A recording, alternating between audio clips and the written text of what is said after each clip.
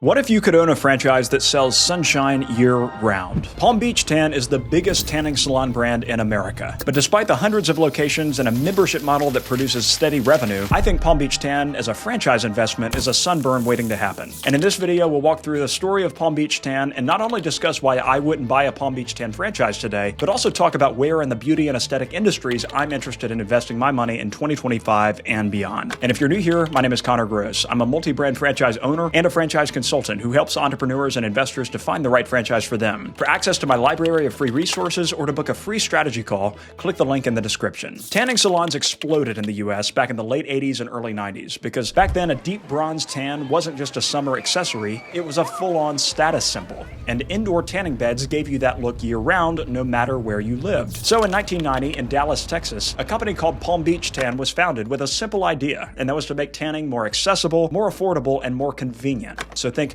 big, bright stores with lots of beds and a monthly membership model, and then also kind of a Planet Fitness style judgment-free zone pitch that made it mainstream. The brand grew fast, and by the mid-2000s, Palm Beach Tan had become the largest indoor tanning chain in the US, with hundreds of locations, both franchised and corporate-owned. So what fueled the growth? Well, it was two things. First of all, tanning itself had become a ritual for a huge chunk of predominantly young women, especially for prom season, vacations, and just the everyday glow, if you will. But second, Palm Beach Tan leaned very, very hard into the membership model, where customers pay a flat fee and then they tan as much as they want. And that model was controversial because people argue it encouraged overuse, but financially speaking, it was very, very good for the business. But there is a dark side to this story because by the early 2010s, medical studies started to pile up, and the World Health Organization declared that tanning beds were a Group 1 carcinogen, which is literally the same category as cigarettes and asbestos. States began banning minors from tanning, and the US government slapped a 10% excise tax on every UV tanning session. Palm Beach Tan, meanwhile, continued to expand, but they had to adapt. So they started adding sunless spray tans to capture the people who wanted to look good without the UV. And then they also pushed hard into retail products like lotions, bronzers, and skincare lines, some of which carried higher margins than the tanning services themselves. So today, Palm Beach Tan has over 550 locations across 40 different states, and they are the big dog in an industry that is relatively smaller relative to what it was 20 years ago. And they've tried to reposition themselves less of as a tanning salon and more of as a total glow and wellness destination, because they now offer spray tans, red light therapy, hydration stations, and all kinds of wellness add-ons. But the truth is, they're still the poster child of an industry that is under heavy scrutiny, it's facing changing demand and fighting cultural headwinds, and public health campaigns are not going away, and consumers are shifting towards skincare and sun protection. And that leads me to the first reason why I personally would not buy a Palm Beach Tan franchise, which is the health risks. And here's the thing, because indoor tanning isn't just a little bit controversial. I mean, as I mentioned, it's the same category of carcinogen as cigarettes and asbestos. That really is not the kind of company that, in my opinion, you should be looking to build if you're looking to build a long-term business. Because over the years, study after study has linked indoor tanning to higher rates of melanoma,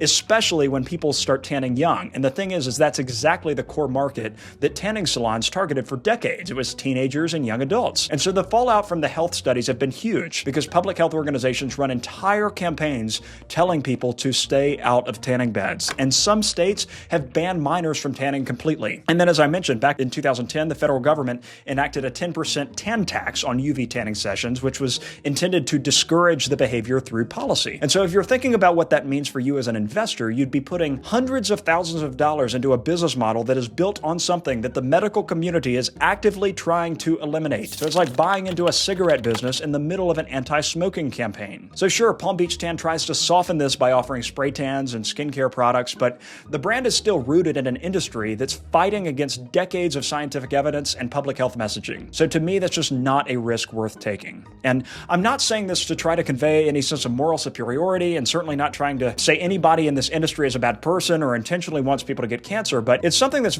I'm sensitive to because I grew up in a place called Winston-Salem, North Carolina, which is a city that is completely built by the tobacco industry. And I remember hearing conversations at a very young age between people who had spent their careers in that industry, and they were reflecting on it with very conflicting emotions because obviously they're proud of what they did and what they built, but they did it in an industry selling a product that kills people. And that's just not a tension that I want to have to reflect on when I retire one day. With that said, reason number 2 is the shift in the industry itself, as I mentioned, because the tanning world is moving away from UV beds and towards sunless tanning, so things like spray tans, at-home mousses, and bronzing products. This isn't just a small trend because it's happening because consumers are way more health conscious than they used to be. Instead of risking skin cancer in a tanning bed, a lot of people are perfectly happy to get the same glow in 10 minutes from a spray booth or even a $20 bottle they can grab at Ulta or Target. Here's the issue. Palm Beach Tan doesn't actually dominate in spray tans like they do in tanning beds. Now, they offer spray tans, but they don't have the strongest reputation in that space. And this is significant because a big part of the appeal of tanning beds and a big part of the reason that people wanted those over spray tans is because they didn't like spray tans. Because when you think about a spray tan, you think about it makes you look like an Oompa Loompa and it makes you smell terrible, which to some people is worse than getting cancer. From a business standpoint, spray tans are a completely different business model because it's a service, right? It's a service for which you have to staff technicians. And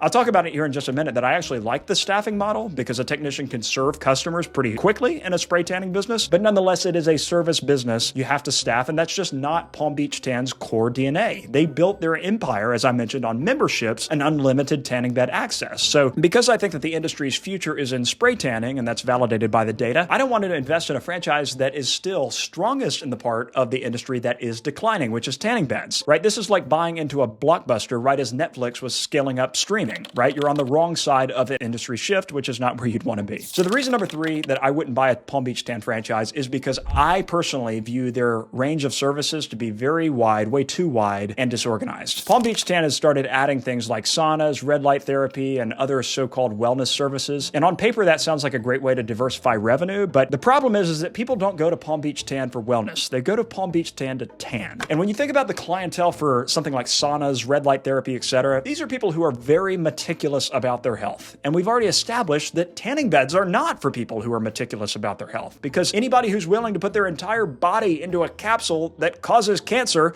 is not going to emerge from the cancer capsule and be grateful. Oh, thank goodness I have a sauna and a cold plunge here, sitting right there because that's what Andrew Huberman told me to do, right? And it reminds me a lot of when KFC started to serve grilled chicken in the early 2010s as a way to cater to potential customers who wanted healthier food. It totally flopped because nobody walks into a KFC in search of healthier food. All it does is alienate and drive a wedge between you and the customer base that keeps you afloat. So the same logic applies here. Anybody that wants infrared saunas, red light therapy, or recovery services, they're much more likely to go to a dedicated wellness brand or even a local spa because those places specialize in that experience and they have credibility in the health and recovery space in ways that Palm Beach Tan does not. So in my opinion, the add-ons just make the menu look cluttered. And I don't know this for a fact, but I have a high suspicion that the wellness offerings with Palm Beach Tan represent only a small percentage of their revenue. And so if I'm correct in that, they're complicating the operation, taking up valuable real estate to offer services that really don't even move the needle as far as revenue is concerned. With all of that said, even though I personally wouldn't invest in a Palm Beach Tan franchise for the reason I've outlined, I'm actually pretty bullish on the spray tanning industry overall because I like the labor model, as I mentioned. It's a quick service. So, one technician can serve a customer in 10 to 20 minutes, whereas it's going to be a lot longer in a lot of other services. And I also, as we've talked about, like how rapidly the industry is shifting in favor of spray tans. And so you might be concerned about a business like this, like spray tanning, like how would it perform in a recessionary environment? Because obviously it's very much a want and not a need. I'm actually pretty bullish on it because of something called the lipstick effect. And the lipstick effect is a fascinating economic idea. And that's when times get tough, people tend to cut back on big luxuries like vacations or new cars, but they still want to treat themselves to smaller, more affordable luxuries. And that's things that just make them feel better without breaking the bank. As I mentioned, it's the lipstick concept. So typically that's been lipstick, but it can be just as easily applied to beauty services like salon visits, or in this case, tanning. Even in a recession, tanning tends to hold up better than a lot of other industries because people are still wanting that confidence boost, that feeling of looking their best, even if they're tightening their budgets elsewhere. So while Palm Beach Tan isn't the franchise that I would pick, there are other brands in this space that I think are more in tune with the future of tanning, especially the shift towards spray tanning and premium beauty experiences. If you're interested to hear more about franchises in the tanning industry or others, and you're ready to move forward in the next 90 days, click the link in the description to book a one-on-one strategy call with me to get started. And as always, please like this video, subscribe to this channel, and leave a comment letting me know what franchise you would like to hear about next.